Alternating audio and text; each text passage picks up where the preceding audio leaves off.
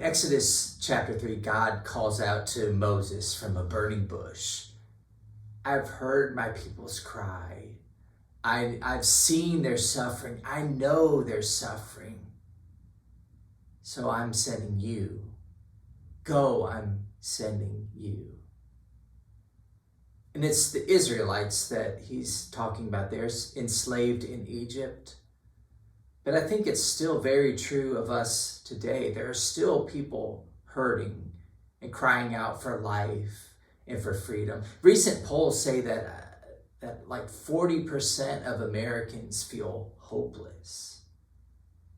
There's cries and there's pains.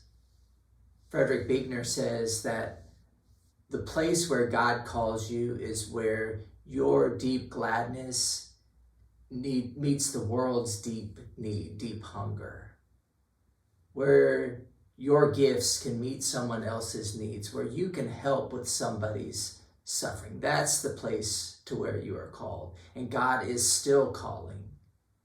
It's often in hearing the cries of pain, of hopelessness, of despair. Now, this is deeply uncomfortable, right?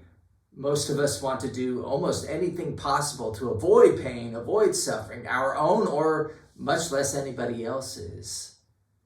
But in doing so, we miss God's call, and we miss life and joy and love.